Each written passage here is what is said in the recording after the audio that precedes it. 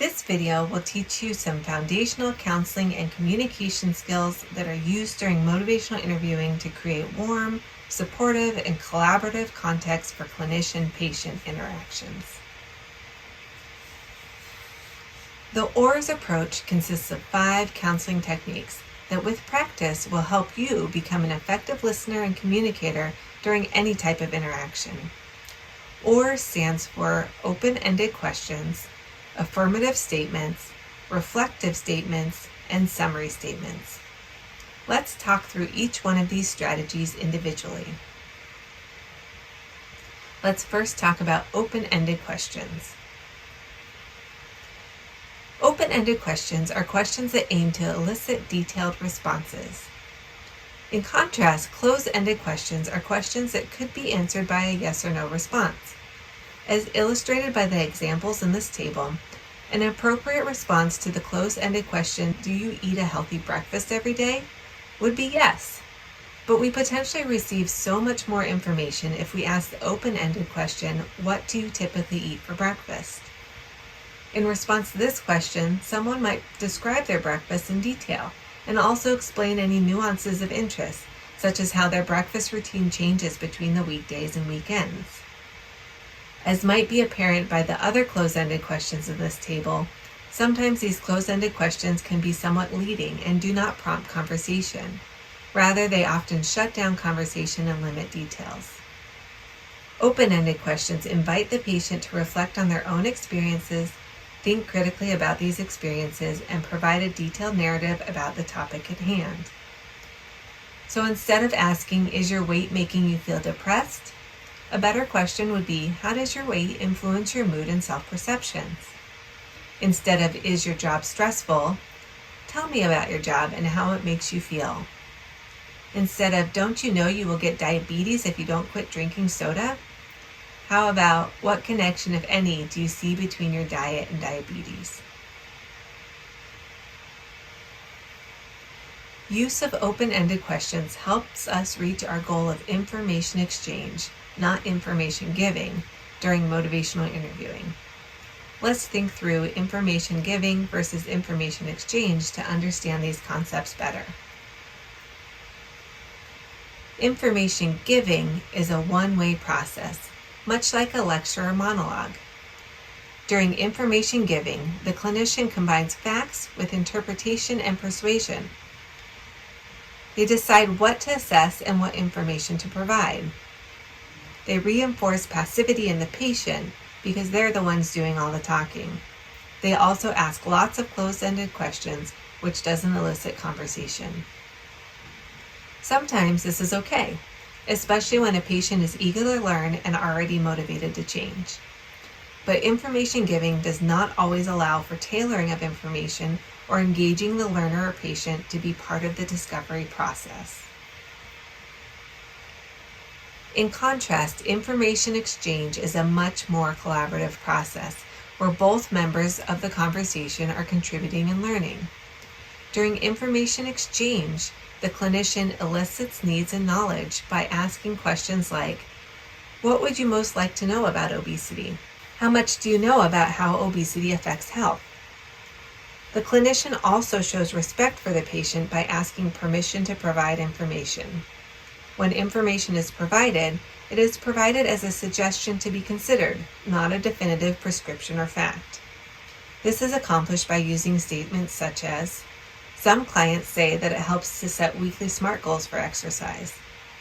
This may or may not help, but decreasing the energy density of your diet might help you reduce your calorie intake. You may or may not agree, but losing as little as 5% of your body weight could improve your blood glucose numbers. The clinician also promotes collaboration and empowers the patient by asking for their opinion or interpretation through questions such as, "What do you make of that comment your wife made about your weight?"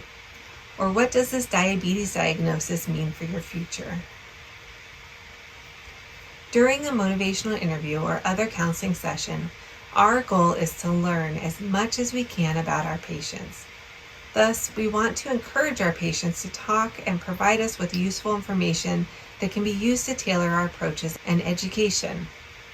Ideally, the clinician will do less of the talking, and when they do talk, much of it will be in the form of open-ended questions to guide the conversation in a productive direction. We saw many examples of information giving and close-ended questions from the ineffective clinician, versus many examples of open-ended questions and information exchange from the effective clinician. Do you remember any of these examples? Here are a few. The ineffective clinician did not elicit much information from the patient and rather spent much of her time lecturing the patient, as illustrated by this quote. There are all kinds of things you can use now. It's not as hard as it used to be. There's nicotine patches, there's this, there's that, yada, yada, yada. She went on at length about all the different things that the patient could be doing but wasn't doing. In contrast, the effective clinician asked many open-ended questions to learn more about the patient so she could offer effective, tailored support and information. For example, at one point she said, "It sounds like you are trying not to smoke around him. Why did you make that decision?" This open-ended question helped the effective clinician learn more about the patient's motivations, which was a great foundation for fostering these motivations further. Let's now talk about affirmative statements. Affirmative statements are statements that acknowledge the patient's efforts and attempts at change. These statements are like little strokes of encouragement that help the patient focus on their strengths and abilities and the positive strides they are making towards change, no matter how little or seemingly insignificant they may feel those strides are. For example, if a patient were to confess, "I'm so frustrated. I only exercised once last week. I try to go, but then just don't. Sometimes I'll just stay in bed all day and don't want to get out." The clinician could affirm the patient's efforts by replying, "It must have taken a great deal of effort on your part to come in today, given you mentioned there are times you spend the entire day in bed. I know you are working hard to take care of yourself and want to improve your health." In this way, the clinician encourages the patient to stay positive and keep trying by focusing on their efforts. This optimism can be contagious and can help a discouraged patient feel hopeful that change is possible, even if it is hard.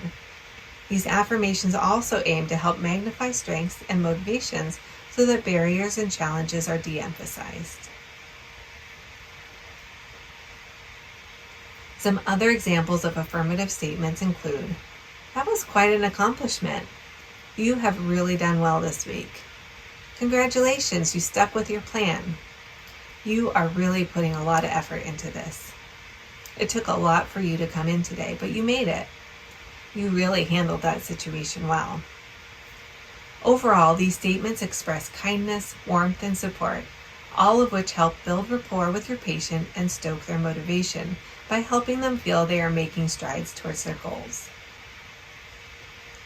Reflective listening and reflective statements are an important way to help your patient feel heard and understood. During any conversation, you should be listening intently to ensure you hear and understand your partner's contributions to the conversation. Reflective statements are mini summaries that demonstrate you are listening and understanding what your patient is telling you. In their simplest forms, reflective statements are just the patient's own words, restated or rephrased. These statements aim to merely show the problem or highlight certain aspects of what the patient said. These statements are not an attempt to impose solutions or opinions. Rather, they are a chance to pause and reflect on what the patient said.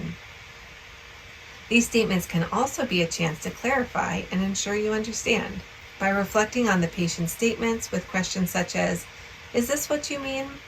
Sounds like you are feeling. It sounds like you're not happy with." These all ensure that you are fully understanding what your patient has said and not jumping to conclusions or making assumptions. Summary statements are similar to reflective statements, but are a larger package of reflections that help you pause and check your understanding of what the patient has said.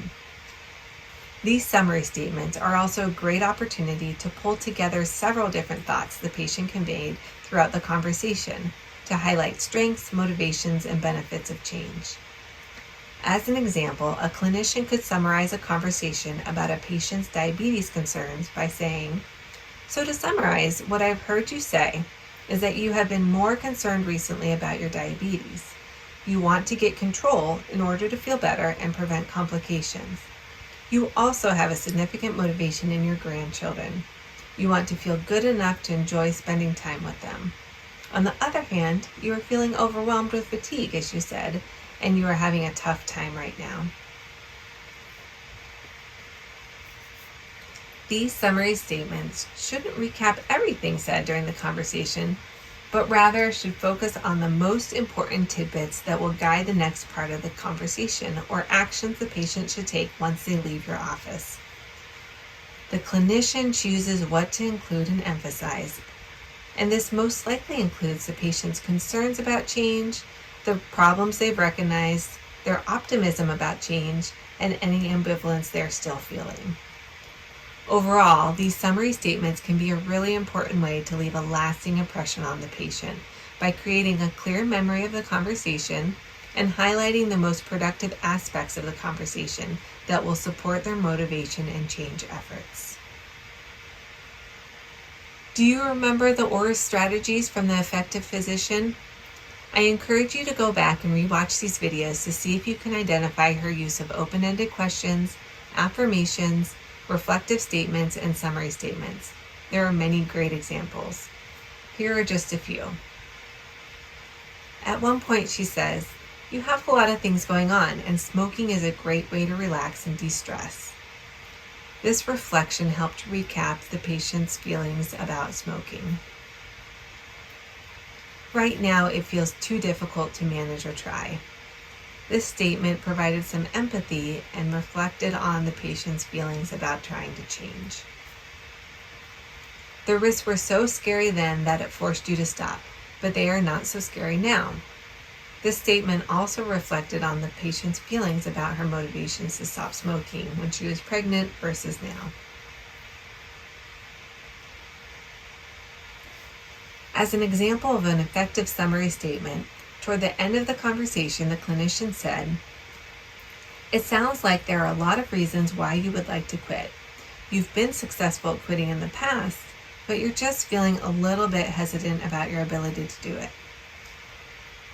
Where do you think we should go from here?" This summary was really effective for helping the patient direct the next step. She responded with, "I don't know. I'd like some help. I just don't know what kind of help I need." This then led to a really productive exchange about what types of help were available and which direction felt like the best fit for the patient. Now that you have a better sense of the spirit of motivational interviewing and the OARS approach to effective communication and counseling, let's wrap up with some key takeaways. This series of videos introduced you to motivational interviewing. The first video discussed the spirit of motivational interviewing, which is encompassed by creating a collaborative conversation focused on information exchange and conveying respect and support for patient autonomy. One way that we achieve the spirit of motivational interviewing is through the OARS approach, which includes foundational counseling communication tools. OARS stands for Open-Ended Questions, Affirmations, Reflective Statements, and Summary Statements. Taken together, embracing the spirit of motivational interviewing and the OARS approach to counseling and communication will help you foster productive and supportive interactions with others.